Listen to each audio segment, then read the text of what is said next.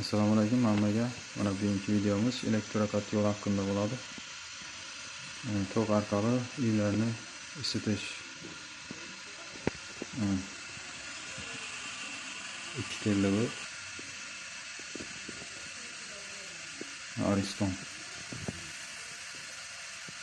Ariston modeli Ariston. Endi buning ishlash jarayoni haqida ozgina to'xtab o'tsak. Buna sirkulyatsiya motor kerak bo'ladi.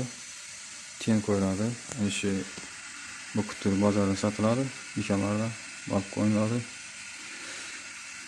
Bu davleniya datchik.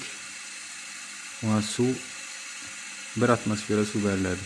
Mana 2 bilan 0 o'rtasida 1 atmosfera suv beriladi. Bundan keyin bu qizg'andan keyin 2 davleniya chiqadi, 2 atmosfera. 1 gradus ko'rsatib turadi issiqligini. Hozir bu 50 gradus issiqlik. Biraz tenimizni ko'ramiz. 80 darajada oxirgi ko'rsatgan. Bu 80 chiqqancha ishi beradi bu Ariston kotyolimiz.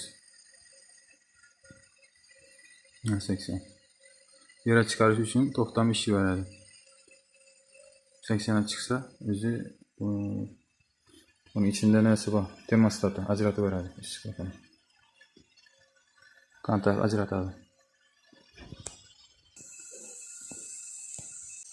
Buni o'zimizcha o'ylab ishladik. Shunday bo'ladi degan taxminda. Havası chiqib ketadigan, vajimiz bor.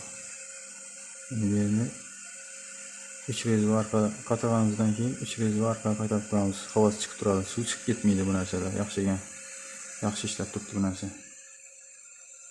Shu bo'lmasa qiyin. Bu hozircha bizlara 1 ten yetadi issiqligi, yaxshi issiqlik berib turibdi. Agar yetishtirib bilmasa 1 ten, bu yerda ikkinchi avtomatni qo'shamiz, ikkinchi tenni. 2,5 kilovatlik bular. Bulara 220 tok kelib tursa yaxshi qizdiradi. Yaxshi issiqlik beradi. Tank filtr bo'ladi. Buni suv yomon bo'ldimi ekan deb suvni oqizib ko'rdim. Yo'q, suvi toza ekan. Buna o'zini yukib qolibdi, buni yetirib bilmadi. Buni boshqasini almashtirish kerak endi. Rangi shunday bo'lib qolganda ichine yukib qolgan. Suvi toza ekan. Yomon emas. Buni nima uchun qo'ydik? Bera bir dosh bo'lsa, buna tushib qoladi. Keyin bu suvni sho'rini olib turadi ekan bu shariklar bor ichida. Shuni maslahat beradilar, qo'ydik filtrni. Filtr kerak dedilar, sirkulyatsiya. Motorimiz 220 Hz, 244.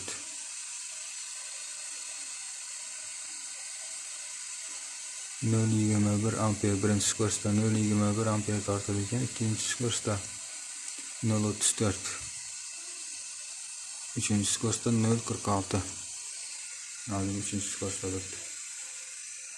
Endi buni tok sarflashi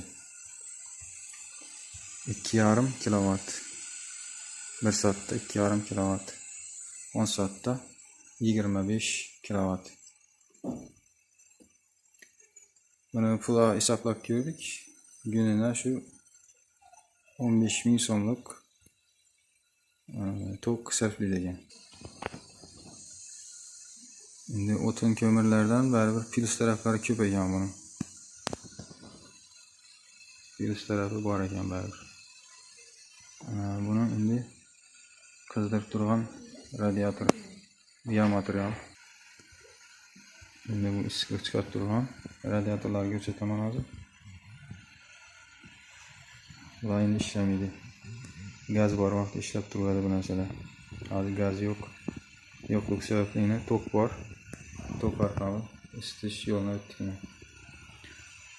Hozir radiatorlari bu yerda suv aylanishidan bir tushuncha olib o'taylik ozgina. Ana bu yerdan suv kranni ochaman. Bu yerdan suv keladi. Shuni o'tib, tarafda aylanadi suv. Shunda o'chik vaqt solamiz. Suvni aniq ko'rsatadi shu vaqtida. Bir davlina beramiz.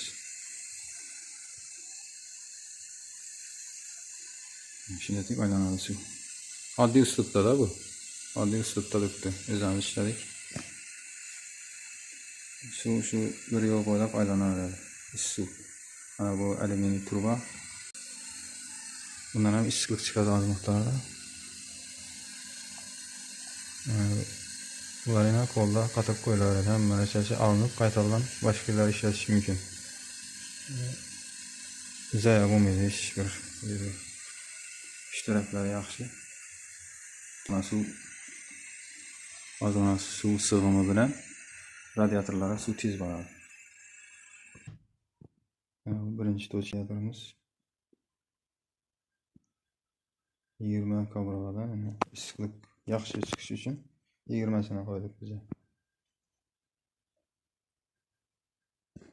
Yaxshi issiqlik berib turibdi.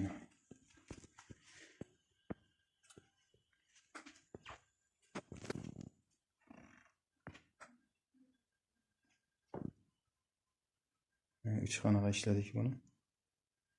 15 dan 20 dan qo'ydik. Koridorimiz ikkinchi tochka.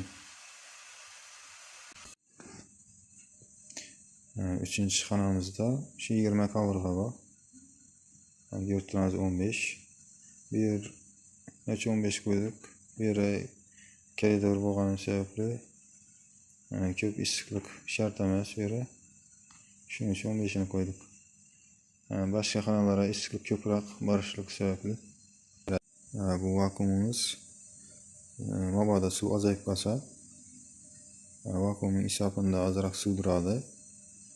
Shu suv kamchiligini to'ldirib beradi. Keyin har bir radiatorda havo yengilib qolishi yuqori qismida qoladi. Havolar shu vaqtida birinchi tochkadan boshlab havolar chiqarib boshlanadi. Misol uchun birinchi tochka shu bo'lsa, shu radiatordan boshqa havo chiqariladi, keyin bu chiqariladi, keyingi xonalar ketma-ket hammasi tekshirilib chiqiladi hammasi. Havo qolsa yaxshi qizmaydi. Ana shunday. Bu yerni suvni almashtirgan vaqtida shu kranlik orqali suvni dökib tashlaymiz.